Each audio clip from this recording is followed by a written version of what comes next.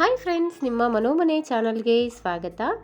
ನಾವಿವತ್ತು brown bread ಮತ್ತು ಬೇಸನ್ ಹಿಟ್ಟನ್ನು ಬಳಸಿ ಒಂದೊಳ್ಳೆ ಬ್ರೆಡ್ ರೋಸ್ಟನ್ನು ತೋರಿಸ್ತಾ ಇದ್ದೀವಿ.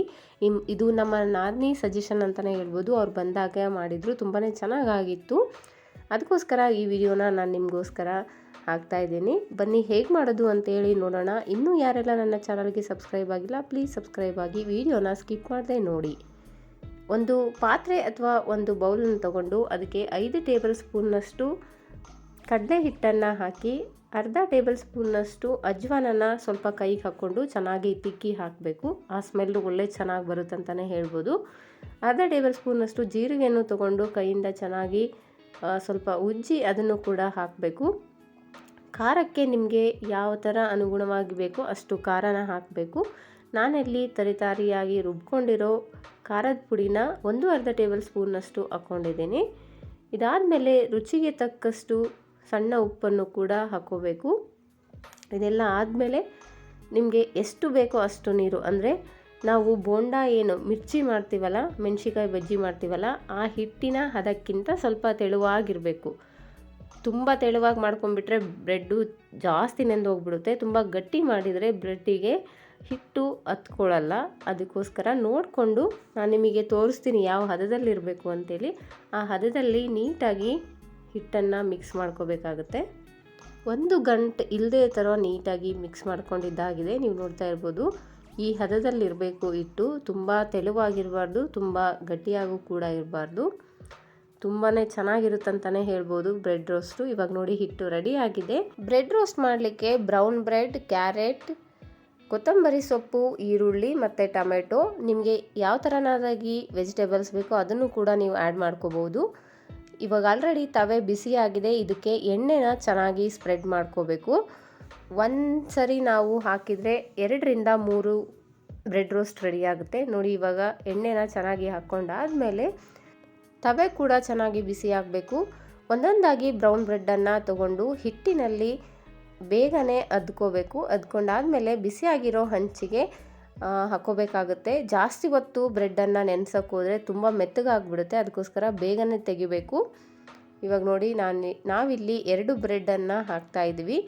ಈ ಬ್ರೆಡ್ಡನ್ನು ಹಂಚ ಮೇಲೆ ಹಾಕಿದ ಮೇಲೆ ನಿಮಗೆ ಕಟ್ ಮಾಡಿ ಇಟ್ಕೊಂಡಿರೋ ಯಾವ ವೆಜಿಟೇಬಲ್ಸ್ ಬೇಕಾದರೂ ನೀವು ಇದ್ರ ಮೇಲೆ ಸ್ಪ್ರೆಡ್ ಮಾಡ್ಕೋಬೋದು. ತುಂಬಾ ಚೆನ್ನಾಗಿರುತ್ತೆ ಅಂತಲೇ ಹೇಳ್ಬೋದು. ನಾವಿಲ್ಲಿ ಈರುಳ್ಳಿ, ಟೊಮೆಟೊ ಮತ್ತು ಕೊತ್ತಂಬರಿ ಸೊಪ್ಪು, ಕ್ಯಾರೆಟ್ನ ಮಾತ್ರ ಯೂಸ್ ಮಾಡ್ತಾ ಇದ್ದೀವಿ. ನಿಮಗೆ ಯಾವ ಥರನಾಗಿ ವೆಜಿಟೇಬಲ್ಸ್ ಬೇಕೋ ಅದು ಕೂಡ ನೀವು ಯೂಸ್ ಮಾಡ್ಕೋಬೋದು.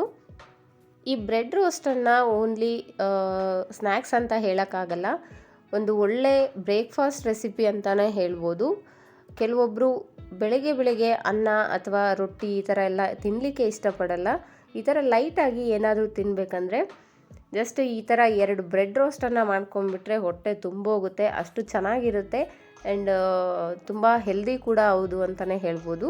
ತರಕಾರಿ ಎಲ್ಲ ಸ್ಪ್ರೆಡ್ ಮಾಡಿದಾದಮೇಲೆ 1-2 ಸೆಕೆಂಡ್ ಮುಚ್ಚಿ ಮೀಡಿಯಮ್ ಫ್ಲೇಮಲ್ಲಿ ಚೆನ್ನಾಗಿ ಬೇಯಿಸ್ಕೋಬೇಕು. ಯಾಕಂದರೆ ಅದು ಕಡಲೆ ಹಿಟ್ಟು ಚೆನ್ನಾಗಿ ಬೇಯಬೇಕಾಗುತ್ತೆ. ಅದಕ್ಕೋಸ್ಕರ ಹಸಿಯಾಗಿದ್ದರೆ ಅಷ್ಟು ಟೇಸ್ಟ್ ಬರಲ್ಲ. ಇವಾಗ ನೋಡ್ತಾ ಇರ್ಬೋದು, ಚೆನ್ನಾಗಿ ಬೆಂದಿದೆ. ಇವಾಗ ಇನ್ನೊಂದು ಸೈಡು ಬೇಯಿಸಬೇಕಾಗುತ್ತೆ. ಅದಕ್ಕೋಸ್ಕರ ಅದನ್ನು ಉಲ್ಟಾ ಹಾಕ್ಕೊಂಡು ಇನ್ನೊಂದು ಸರಿ ಚೆನ್ನಾಗಿ ಮುಚ್ಚಿ ಅಥವಾ ಹಾಗೆ 2 ರಿಂದ 3 ನಿಮಿಷ ಚೆನ್ನಾಗಿ ಬೇಯಿಸ್ಕೋಬೇಕಾಗುತ್ತೆ.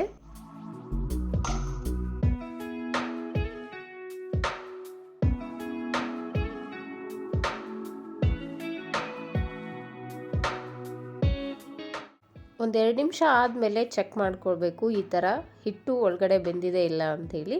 ನೀವು ನೋಡ್ತಾ ಇರ್ಬೋದು, ಇವಾಗ ನೋಡ್ತಾ ಇದ್ದೀವಿ ಹಿಟ್ಟು ಚೆನ್ನಾಗಿ ಬೆಂದಿದೆ ಅಂತೇಳಿ ಗೊತ್ತಾಗುತ್ತೆ. ನಾವು ಮುಟ್ಟು ನೋಡಿದ್ರೆ ಸಾಕು, ಹಿಟ್ಟು ಕೈಗೆ ಅಂಟ್ಕೊಳ್ಳೋದಿಲ್ಲ. ಇವಾಗ ನಿಧಾನಕ್ಕೆ ಇದನ್ನು ಪ್ಲೇಟ್ಗೆ ತೆಕ್ಕೋತಾ ಇದ್ದೀವಿ. ಆ ಕಡಲೆ ಹಿಟ್ಟು, ಬ್ರೆಡ್ಡು ಮತ್ತು ಆ ತರಕಾರಿ ಬೆಂದಿರೋ ಸ್ಮೆಲ್ ಅಂತೂ ತುಂಬ ಒಳ್ಳೆ ಘಮ ಬರ್ತಿತ್ತಂತಲೇ ಹೇಳ್ಬೋದು.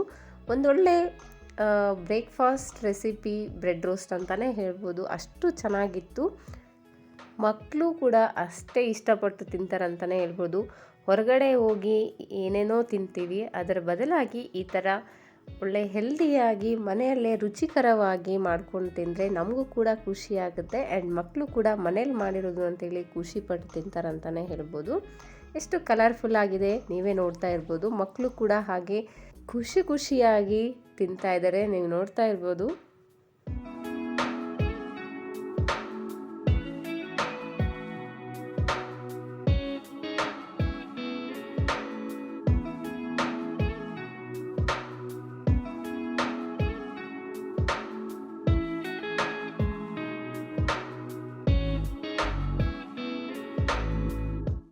ಇವತ್ತಿನ ಬೇಸನ್ ಬ್ರೆಡ್ ರೋಸ್ಟ್ ರೆಸಿಪಿ ನಿಮಗೆ ಇಷ್ಟ ಆಗಿದ್ದರೆ ಮನೆಯಲ್ಲಿ ಒಂದ್ಸರಿ ಟ್ರೈ ಮಾಡಿ ಹೇಗಾಗಿತ್ತು ಅಂತೇಳಿ ಕಮೆಂಟ್ ಮಾಡಿ.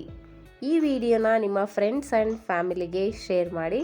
ಚಾನಲ್ನ ಸಬ್ಸ್ಕ್ರೈಬ್ ಮಾಡಿ, ಹೀಗೆ ಸಪೋರ್ಟ್ ಮಾಡ್ತಾ ಇರಿ. Thank you so much.